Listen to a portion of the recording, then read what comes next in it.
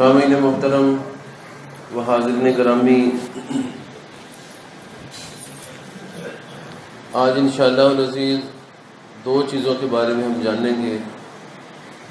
نمازوں کی رکعات بشمول سنتوں کے کتنی ہیں، اور دوسرا کہ ترک نماز کفر ہے۔ قرآن کریم میں اللہ تعالیٰ فرماتا ہے اقیموا الصلاۃ ولا تکونوا من المشرکین، نماز قائم کرو اور مشرکوں میں سے نہ ہو جاؤ۔ اس سے معلوم ہوا کہ ترک نماز قرآن کریم کی روح سے کفر ہے، اور نماز سے بالکل بیگانہ ہو جانا، نماز کو چھوڑ دینا، یہ گویا کہ ایک طرح کا کفر ہی ہے۔ ایک چیز ہے نماز کا قضاء ہو جانا، وقتی طور پہ نماز کو ترک کر دینا، ایک ہے نماز کو مستقل ترک کر دینا۔ وقتی طور پر نماز کو ترک کرنا یا کسی سبب سے، کسی پریشانی کی وجہ سے نماز کو وقتی طور پر ادا نہ کرنا، یہ تو صحابہ کرام کی زندگی میں بھی اس کی مثالیں ہمیں ملتی ہیں۔ یہ چیز کفر نہیں ہے۔ اگر جان بوجھ کے نماز وقتی نماز چھوڑ دی تو یہ بھی کفر نہیں ہے، اس سے بھی زیادہ سے زیادہ گناہ کبیرہ قرار دیا جا سکتا ہے۔ لیکن نماز سے بالکل بیگانہ ہو جانا اور سال ہا سال نماز کی طرف توجہ ہی نہ کرنا، یہ چیز ہے جسے حدیث میں کفر قرار دیا گیا ہے۔ یہی وہ چیز ہے جسے قرآن کریم نے یوں بیان کیا ہے کہ نماز قائم کرو ولا تکونوا من المشرکین، اور مشرکوں میں سے نہ ہو جاؤ۔ تو نماز کو بالکل ترک کر دینا، پس پشت اس حکم کو ڈال دینا، اس کو کفر قرار دیا گیا ہے۔ وگرنہ نماز کا قضا ہونا کسی تکلیف اور مصیبت کی وجہ سے، کسی پریشانی کی وجہ سے، یہ تو نبی علیہ السلام اور صحابہ کی زندگی میں ہمیں اس کی مثالیں ملتی ہیں۔ جس طرح لیلۃ التاریس کا واقعہ ہے کہ سفر کی حالت میں نبی علیہ السلام نے دن بھر رات بھر سفر کیا، اور 30,000 کے قریب لشکر تھا نبی علیہ السلام کے ساتھ۔ تو تاریس کے مقام پر حضرت بلال رضی اللہ تعالیٰ عنہ سے فرمایا، تاریس کہتے ہیں رات کے وقت کسی بھی قافلے کے ٹھہرنے کی جگہ کو، جہاں پر وہ تھوڑی دیر کے لیے آرام کر لے، مسلسل سفر کے بعد تھوڑی دیر کے لیے آرام کر لے۔ تو جب خیمہ ڈال لیا گیا تو نبی علیہ السلام نے حضرت بلال سے فرمایا کہ آپ یہ ذمہ داری سر انجام دیں گے اور لوگوں کو اٹھائیں گے۔ تو سیدنا بلال بھی سو گئے، اور دن چڑھے، صحابہ کرام کو جاگ گئی۔ نبی علیہ السلام نے فرمایا اس علاقے سے جلدی جلدی نکلو، کیونکہ اس علاقے میں ہم نماز نہیں پڑھ سکے۔ اسے تھوڑا آگے جا کے وضو کیا، اذان ہوئی، سنتیں پڑھی، اور پھر ساتھ نماز باجماعت نبی علیہ السلام نے پڑھائی۔ اس سے ایک مسئلہ یہ بھی اخذ ہوتا ہے کہ فجر کی سنتیں، اگر فجر کی نماز چھوٹ بھی گئی ہے، سورہ طلوع بھی ہو گیا ہے، تب بھی ساتھ پڑھی جائیں گی۔ اور دوسرا مسئلہ یہ اخذ ہوا ہے کہ جو ہی انسان کو جاگ آئے اور فجر کی نماز اس نے نہ پڑھی ہو، تو وہ سب سے پہلا کام یہ کرے کہ فجر کی نماز ادا کرے، اگرچہ سورج طلوع ہو چکا ہو، لیکن اسے اپنی عادت نہ بنا لے۔ اسی طرح غزوہ خندق کے دوران جب کفار 10,000 کا لشکر لے کر مدینے کو تخت و تاراج کرنے کے لیے آئے تھے، اور نبی علیہ السلام نے حضرت سلمان فارسی کے مشورے پر خندق کھودی تھی، تو اس وقت انتہائی بے چینی کی کیفیت تھی۔ مشرق کی طرف سے کفار مکہ کے حملے کا خطرہ تھا، اور مغرب کی طرف سے یہودیوں کی اندرونی شورش کا خطرہ تھا، کیونکہ کفار نے یہودیوں کے ساتھ ایک طرح کا گٹھ جوڑ کر لیا تھا کہ ہم باہر سے حملہ کریں گے، تم اندرون خانہ حملہ کرنا، اور یوں دو طرفہ حملے کی تاب نہ لا کر مسلمان مجاہدین بددل ہو جائیں گے اور ہم مدینے کو فتح کر لیں گے۔ اس وقت نبی علیہ السلام کی 3 نمازیں رہ گئیں، زور بھی نہ پڑھ سکے بشمول صحابہ، عصر بھی نہ پڑھ سکے، مغرب بھی نہ پڑھ سکے۔ اور اللہ نے جو سورہ احزاب میں وہ واقعہ بیان کیا اس میں یہ ہے کہ اس وقت تمہارے دل تمہارے گلوں کو آ رہے تھے اور تمہاری آنکھیں الٹی ہو رہی تھیں، یعنی اتنے خوف کا عالم تھا اور کفار کے حملے کی اتنی زیادہ پریشانی صحابہ کرام کو تھی اور بہت زیادہ خوف کا عالم تھا کہ پتہ نہیں کب اندرون خانہ حملہ ہو جائے اور پتہ نہیں کب کفار حملہ کر دیں، کیونکہ اندرون خانہ مدینے کے اندر بھی کفار کے دوست بیٹھے ہوئے تھے اور باہر تو 10,000 کا لشکر لے کے وہ خود حملہ ور ہو رہے تھے۔ تو اللہ تعالیٰ نے اس کی یہ صورتحال بیان کی ہے کہ اس وقت تمہارے دل تمہارے گلوں کو آ رہے تھے اور تمہاری آنکھیں الٹی ہو رہی تھیں۔ تو یہ وہ کیفیت تھی جس کیفیت میں نبی علیہ السلام ظہر، عصر اور مغرب نہ پڑھ سکے۔ جب مغرب کی نماز کا وقت ہوا تو نبی علیہ السلام ایک طرف ہوئے اور فرمایا کہ اللہ ان کے پیٹوں کو اور ان کی قبروں کو آگ سے بھر دے، انہوں نے ہمیں نمازوں سے روک دیا ہے۔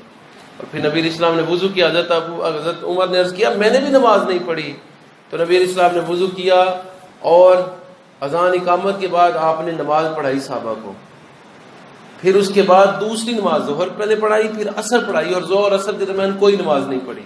اس سے معلوم ہے ظہر کی نماز عصر کی نماز قضا ہو جائے تو اس کے ساتھ سنتیں ادا نہیں کی جائے گی، صرف فرض نماز ادا کی جائے گی۔ تو بالکل مجبوری کی حالت میں، سفر کی حالت میں، پریشانی کی حالت میں نماز قضا ہو سکتی ہے، اور اگر مجبوری کی حالت میں ہوگی اس پہ گناہ بھی نہیں ہوگا انشاءاللہ۔ لیکن جان بوجھ کے سال ہر سال نماز کو ترک کر دینا، پڑھنا ہی نہ، آپ بھی جانتے ہیں ایسے بہت سارے لوگوں کو۔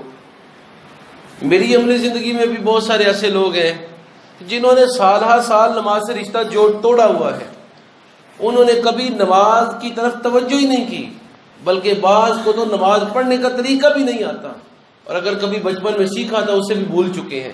تو یہ وہ لوگ ہیں جن کے بارے میں یہ احکامات ہیں کہ ان کا ترک صلاۃ قریب الکفر ہے یا کفر ہے۔ ان لوگوں کو احتیاط کرنی چاہیے اور نماز کی طرف پلٹ آنا چاہیے۔ باقی جو آدمی نمازی ہے اس سے نماز کبھی ترک ہو جاتا نہیں ہے، اس کو اس کی بھی اصلاح کرنی چاہیے۔ تو نبی علیہ السلام نے فرمایا مروا اولادکم بالصلاۃ، اپنے بچوں کو نماز کا حکم دو۔ کب نماز 7 سال کے ہو جائیں اس وقت ان کو نماز کا حکم دو، اور جب 10 سال کے ہو کے نہ پڑھے تو فرمایا فضربوا، تو پھر ان کو اس جرم پر مارو، ان پر سختی کرو۔ یقیناً جس بچے کی 3 سال پریکٹس یہ ہوگی کہ وہ اپنے باپ کے ساتھ نماز پنجگانہ کے لیے مسجد میں آئے گا اور 5 وقت کی نماز اپنے باپ کے ساتھ مسجد میں جماعت کے ساتھ ادا کرے گا، 3 سال وہ یوں با جماعت جب نماز ادا کرے گا تو وضو کا، پاکی اور ناپاکی کا، غسل کا، اس کے علاوہ جمعہ اور عیدین کی نماز کی ادائیگی کا، نماز جنازہ کی ادائیگی کا، خسوف و خسوف کی نماز کی ادائیگی کا، اور پنجگانہ نماز کی ادائیگی کا، اسے جس طرح علم ہوگا اس کے ساتھ ساتھ یہ چیز اس کے عمل کے اندر رچ بس جائے گی، اور پھر وہ کبھی بھی نماز ترک نہیں کرے گا، کیونکہ بچپن کی عادتیں انسان کے اندر پختہ ہو جاتی ہیں۔ اسی طرح نبی علیہ السلام کے صحابی حضرت شقیق رضی اللہ تعالیٰ عنہ فرماتے ہیں کہ صحابہ کرام سوائے نماز کے ترک کرنے کے کسی بھی عمل کو کفر نہیں سمجھا کرتے تھے۔ نبی علیہ السلام فرماتے ہیں جس آدمی نے عصر کی نماز ترک کر دی اس کا گھر بار گویا کہ لوٹ لیا گیا، اور ایک حدیث میں ہے اس کے سارے عمل ہی ضائع ہو گئے جس نے عصر کی نماز کو جان بوجھ کر ترک کر دیا۔ اسی طرح نبی علیہ السلام فرماتے ہیں جس نے نماز کو ترک کر دیا، خصوصاً فجر کی نماز کو، وہ اللہ کی ذمہ داری سے نکل گیا، اور جس نے فجر کی نماز کی ادائیگی کی وہ گویا اللہ کی حفاظت کے حصار میں ہے، اللہ کی ذمہ داری میں ہے۔ ہمارے یہاں عمومی طور پہ جسمانی روحانی پریشانیاں ہمیں کیوں گھیر لیتی ہیں، اس کی ایک وجہ یہ بھی ہے کہ ہمارے ہاں نماز کی ادائیگی کرنے والے افراد بہت کم ہیں۔ تو نماز کی ادائیگی کرنے والے جب افراد بہت کم ہیں، اسی وجہ سے روحانی بعض اوقات پریشانیاں جو ہیں وہ ہمیں لاحق ہو جاتی ہیں۔ اگر ہم نمازی ہو جائیں، سنت طریقے سے اذکار کریں، تو یہ ذکر بلاؤں کے درمیان اور ہمارے درمیان ایک حصار بن جائیں گے، جس کی وجہ سے وہ پریشانیاں اور بیماریاں اور تکلیفیں ہم تک نہیں پہنچ سکیں گی، کیونکہ نبی علیہ السلام نے ان اذکار کو اور نمازوں کو حصار قرار دیا ہے، گویا کہ اللہ کی حفاظت کی آڑ میں بندہ آ گیا ہے، اور وہ ایسی آڑ ہے، ایسا حصار ہے کہ اس کے اندر وہ پریشانیاں نہیں آ سکتی۔ اسی طرح نبی علیہ السلام نے فرمایا کہ ہمارے اور ان منافقوں کے درمیان نماز کا معاہدہ ہے، جس نے نماز ترک کر دی اس نے گویا کفر کیا۔ یعنی صحابہ کرام نے منافقوں کو قتل نہیں کیا، اس کی اصل وجہ یہ تھی کہ انہوں نے اپنی صورتیں اہل ایمان والی بنائی ہوئی تھی، مسلمانوں کے ساتھ اذانیں دیتے، مسلمانوں کے ساتھ نمازیں پڑھتے، نبی علیہ السلام کے پیچھے نماز با جماعت پڑھتے، چھپے ہوئے تھے، اور اپنے آپ کو، اپنی اصلیت کو انہوں نے چھپایا ہوا تھا، اور نبی علیہ السلام نے بھی تگ و دو نہیں کی کہ ان کی اصلیت کو آپ واضح کریں۔ آپ علیہ السلام نے فرمایا جب تک یہ نماز پڑھتے رہیں گے تب تک یہ مسلمان ہی شمار ہوں گے، بشرطے کہ کسی اور شرارت کی وجہ سے اپنی منافقت کو، اپنے کفر کو واضح نہ کر دیں۔ اور یہ واقعی عملی بات ہے کہ نبی علیہ السلام نے اس پہ خاموشی کیوں اختیار کی؟ کیونکہ بہت سارے لوگوں کی اصلاح ہو گئی تھی نماز کی وجہ سے، نبی علیہ السلام کے قرب کی وجہ سے انہیں منافقت سے نجات مل گئی تھی۔ نبی علیہ السلام کے ہر عمل میں حکمت ہوا کرتی ہے، اور ایک ایسا موقع بھی تھا جب نبی علیہ السلام نے منافقوں کو مسجد سے نکال دیا تھا۔ یہ وہ منافق تھے جن کے سدھرنے کی نبی علیہ الصلوۃ والتسلیم کو بالکل تمنا نہیں تھی، اور آپ کو معلوم تھا یہ نہیں سدھریں گے، ان کے دلوں پر مہریں لگ گئی ہیں۔ وہ 60 یا 70 لوگوں کو مسجد سے نکال دیا تھا، اور فرمایا فلاں بن فلاں تو بھی منافق کا نکل جا، فلاں بن فلاں تو بھی منافق کا نکل جا۔ اور یہ جمعے کا دن تھا، نماز جمعہ کا وقت تھا، اور بعض حدیث میں ظہر کا وقت تھا، اور حضرت عمر اپنے گھر سے آئے اور انہوں نے سوچا کہ پتہ نہیں لوگوں نے نماز پڑھ لی اور میں دیر سے آیا ہوں۔ جب مسجد میں آیا تو معلوم ہوا کہ منافقوں کو مسجد سے نکالا جا رہا ہے۔ حضرت علی فرماتے ہیں ایک منافق بوڑھا تھا اور وہ نکل نہیں رہا تھا مسجد سے، تو میں نے اسے دھکے دے کے سختی کر کے اسے مسجد سے نکالا، کیونکہ میرے نبی نے حکم دیا تھا کہ اسے مسجد سے نکال دیا جائے۔ تو اس سے معلوم ہوا کہ اتنا بڑا جرم منافقت، لیکن اس کے باوجود نبی علیہ السلام نے فرمایا کہ ان میں سے جو نماز پڑھتا رہے گا ہم اس پہ ہاتھ نہیں اٹھائیں گے اور اس کا جان مال محفوظ رہے گا۔ تو ایک منافق کو اگر اللہ کی طرف سے یہ نام ملتا ہے، تو ایک مومن اگر سچے دل سے خلوص نیت کے ساتھ اللہ کی یہ عبادت کرے تو یقیناً اس کے لیے دنیا اور آخرت میں بہت سارے انعامات ہیں۔ تو ترک نماز کفر ہے، اس لیے اس سے اپنے آپ کو بچانا چاہیے اور مستقل نماز سے بے توجہی نہیں کرنی چاہیے، اور اگر کبھی نماز چھوٹ جائے تو اس کی ادائیگی کر لینی چاہیے۔ دوسرا، نماز کی رکعت کتنی ہے؟ فجر کی 4 رکعت ہیں، 2 سنت ہیں اور 2 فرض ہیں، اور فجر کی اذان سے لے کر سورج کے طلوع ہونے تک سوائے ان 4 رکعتوں کے کوئی نماز ادا نہیں کی جا سکتی، نفلی نماز۔ اگر فرض کو چھوٹ گیا تو وہ ادا کیے جا سکتے ہیں۔ فجر کی اذان سے لے کے سورج کے طلوع ہونے تک سوائے ان 4 رکعتوں کے کوئی نماز ادا نہیں کی جا سکتی، یعنی نفلی نماز۔ اگر کسی کے فرض نماز رہ گئے تھے، کوئی 2-4 نمازیں رہ گئی تھی، تو وہ ان اوقات میں وہ رکعات ادا کر سکتا ہے۔ ظہر کی 4 سنتیں ہیں، 4 ہی فرض ہیں، 2 سنتیں ہیں، اور آخر پر اتمام کے لیے 2 رکعت نماز نفل ادا کی جاتی ہے کہ اگر ان رکعات میں مجھ سے کوئی کمی بیشی ہو گئی ہے تو یہ اضافی نماز ہے، اس کی برکت سے اللہ تعالیٰ بقیہ نماز کو بھی قبول کر لے اور اس کی کمی کوتاہی یہ نماز پوری کر دے۔ تو یہ 12 رکعات ہیں۔ ظہر کی نماز کی جو پہلی سنتیں ہیں اور جو بعد والی سنتیں ہیں سبھی موقدہ سنتیں ہیں، ان کی ادائیگی ضروری ہے۔ اگر نماز جماعت کے ساتھ آدمی ملا ہے تو ظہر کی پہلے والی 4 رکعتیں بھی پڑھے گا اور بعد والی 2 سنتیں بھی پڑھے گا۔ اور نفلوں کے متعلق سب حضرات کو معلوم ہے کہ نفلی نماز انسان کے اپنے اختیار میں ہے، چاہے اسے پڑھے چاہے اسے ترک کر دے، لیکن اسے پڑھ لینا ہی بہتر ہے، کیونکہ پڑھنے سے نماز کے اندر کمی بیشی جو ہوتی ہے وہ پوری ہو جاتی ہے۔ عصر کی 8 رکعات ہیں، 4 رکعت سنت ہے اور 4 رکعت فرض ہے، اور عصر کی سنتیں غیر موقدہ ہیں، نبی علیہ السلام نے کبھی پڑھی ہیں کبھی ترک کر دی ہیں، لیکن ان کا اجر بہت زیادہ ہے۔ حدیث میں ہے کہ میں اسے جنت کی بشارت دیتا ہوں، جنتی محل کی بشارت دیتا ہوں جو عصر سے پہلے 4 رکعات نماز ادا کرے گا۔ تو عصر سے پہلے جو سنتیں ان کی فضیلت بہت زیادہ ہے. اگر وقت کم ہو تو ان کو 2 بھی پڑھا جا سکتا ہے کیونکہ یہ غیر موقدہ سنتیں ہیں. اسی طرح جماعت کھڑی ہو گئی ہے اور آپ نے 4 رکعت نماز سنتوں کی نیت کی تھی، چاہے وہ ظہر کی نماز ہے، عصر ہے یا عشاء ہے، 4 کی نیت کی تھی، جماعت کھڑی ہو گئی ہے تو 2 پڑھ کے سلام پھیر کے جماعت کے اندر شامل ہو جائیں. بقیہ 2 بعد میں ادائیگی ان کی جا سکتی ہے کیونکہ نبی علیہ السلام سے اور آپ کے صحابہ سے یہ عمل ثابت ہے کہ اولین ترجیح ہے جماعت کے اندر شامل ہونا. اسی طرح فجر کی جو سنتیں ہیں جماعت ہو رہی ہو تو وہ ادا نہیں کی جا سکتی، پھر جماعت کے بعد ادا کی جائیں گی کیونکہ نبی علیہ السلام کی حدیث ہے جب فرض نماز کھڑی ہو جائے تو پھر فرض کے علاوہ کسی قسم کی نماز پڑھنا جائز نہیں رہتا. تو جب جماعت کھڑی ہو جائے پھر جماعت کے اندر ہی شمولیت ہوگی. یہ سنتیں چاہے ظہر کی ہوں یا چاہے فجر کی ہوں پھر بعد میں پڑھ لی جائیں گی. مغرب کے 3 رکعت نماز فرض ہیں، 2 سنتیں اور یہ سنتیں موقدہ ہیں اور 2 رکعت نماز نفل ہے. عشاء کے 4 فرض ہیں، 2 سنتیں اور 2 نفل ہیں، 3 وتر ہیں اور آخر پر پھر 2 نفل ہیں. اگر کسی آدمی نے تہجد کی نماز پڑھنی ہو تو 4 فرض اور 2 سنتیں پڑھ کے نفل پڑھ کے نماز بقیہ مؤخر کر دے گا اور رات کو 8 رکعت نماز تہجد ادا کر کے پھر وہ 3 رکعت نماز وتر اور 2 رکعت نماز نفل ادا کرے گا. اور نبی علیہ السلام اپنے آخری عمر کے حصے میں عشاء کے آخری جو 2 نفل ہیں وہ بیٹھ کر ادا کیا کرتے تھے.